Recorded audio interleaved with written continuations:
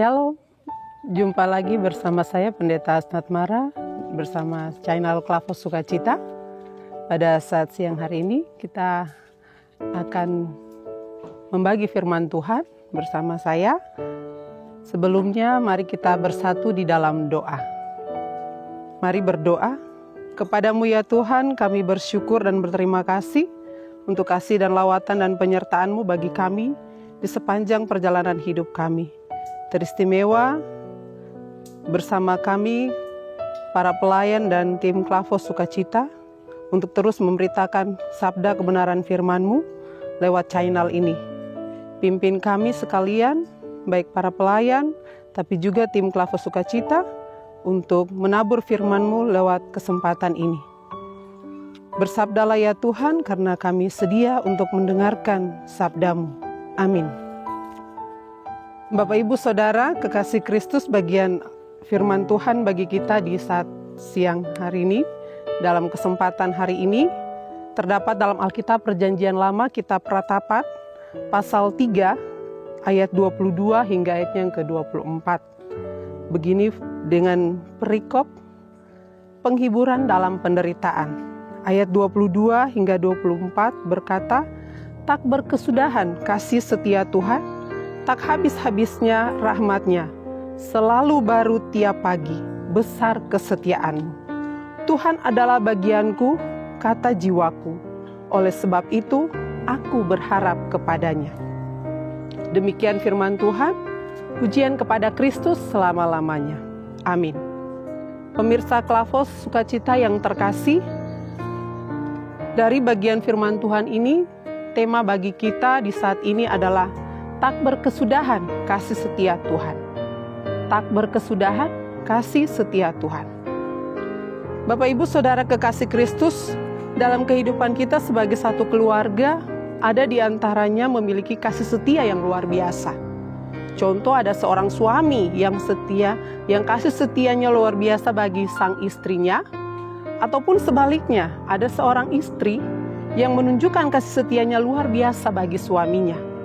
Tetapi ada juga seorang ayah yang menunjukkan kasih setianya luar biasa bagi anak-anaknya.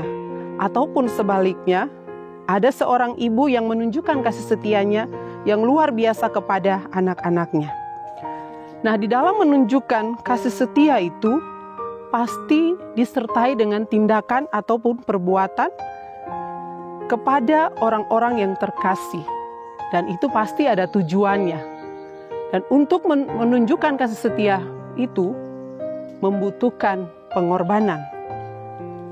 Apa yang dikorbankan adalah semata-mata untuk menyenangkan, membahagiakan mereka yang dikasihi.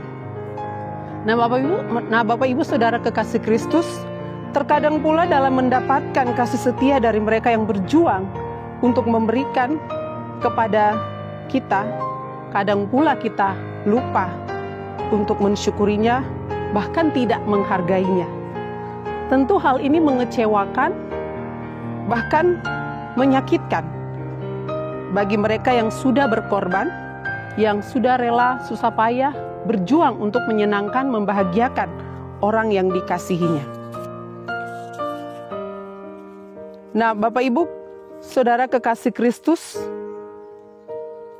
orang yang berjuang untuk menunjukkan kasih setianya kepada orang yang dikasihinya, kalau dia tidak dihargai, dia dikecewakan, pasti sewaktu-waktu akan timbul amarahnya. Pasti ada rasa kekecewaan, rasa sakit hati. Nah, demikian juga dengan Tuhan Allah. Kasih setianya tidak pernah habis-habis. Kalaupun umat manusia kadangkala tidak menghargai kasih setia Tuhan dengan segala tindak kejahatannya, dengan segala penipuan, perzinahan, pencurian, membunuh, dan lain sebagainya. Tapi Tuhan selalu menunjukkan kasih setianya.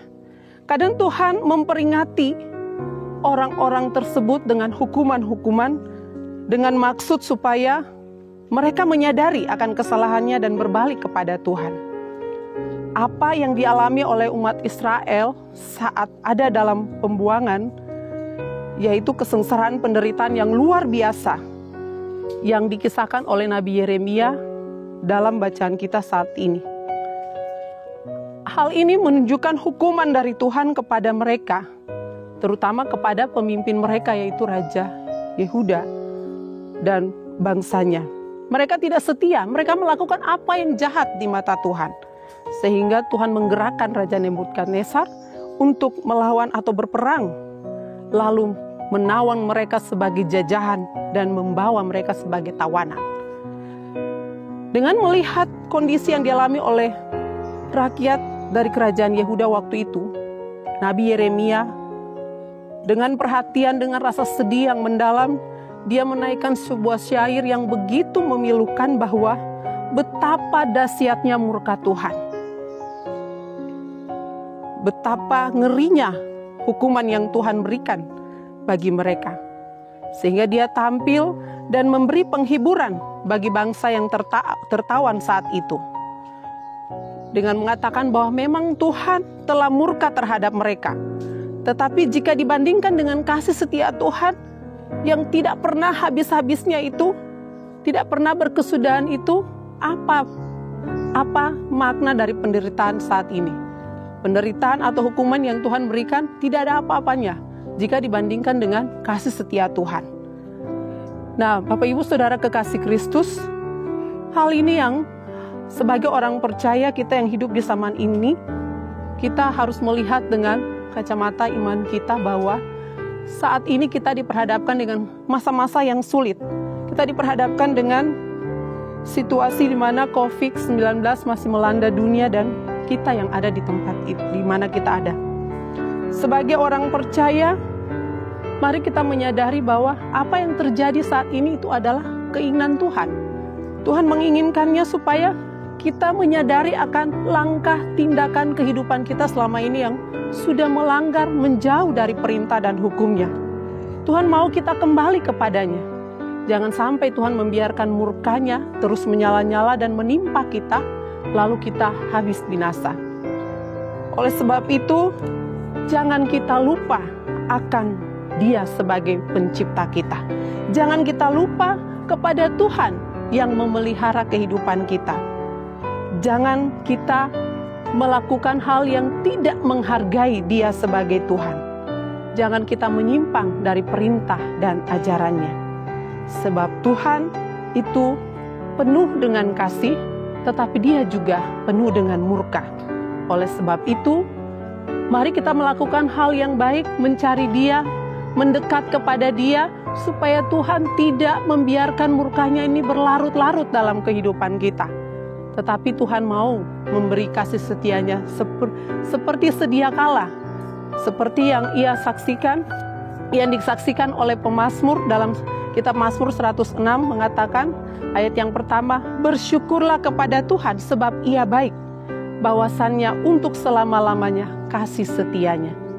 Tuhan itu baik, Dia penuh dengan kasih setia. Tak habis-habisnya, kasih-Nya selalu ada bagi kita. Asalkan kita hidup menurut perintahnya, menurut firman-Nya, sehingga Dia mengasihi kita, mencintai kita, menjaga kita, dan memelihara kita hari lepas hari. Tuhan memberkati kita dengan firman-Nya. Amin. Mari kita satu di dalam doa. Terima kasih Bapa untuk kesempatan yang baik ini Engkau berikan bagi kami untuk mendengarkan sabda-Mu. Tolong kami supaya di dalam menjalani hari-hari hidup kami sebagai pemirsa Klavos Sukacita untuk senantiasa mensyukuri akan kasih kemurahan Tuhan, lalu mengagungkan Tuhan dalam cara dan tindakan hidup kami. Sebab kasih Tuhan itu selalu ada bagi kami, tidak pernah habis-habisnya, tak berkesudahan kasih setia Tuhan. Ajar kami untuk selalu melakukan kasih itu dalam kehidupan kami, teristimewa di tengah-tengah situasi yang sulit ini, yaitu mewabahnya virus corona. Tolong kami supaya kami lebih dekat kepada Tuhan dan mengagungkan Tuhan dalam kehidupan kami. Dan berkati kami dalam tugas tanggung jawab pelayanan kami masing-masing dimanapun kami ada. Teristimewa tim Klavos Sukacita dalam tugas tanggung jawab mereka, Tuhan terus memberkati setiap pribadi dan keluarga mereka masing-masing. Begitu juga dengan para pelayan yang selalu menaburkan firman Tuhan lewat tugas-tugas yang Tuhan percayakan bagi mereka. Terima kasih Bapa, terima kasih Yesus, terima kasih Roh Kudus. Terpuji-puji namamu dari dulu kini hingga selamanya. Amin. Shalom, Tuhan memberkati kita.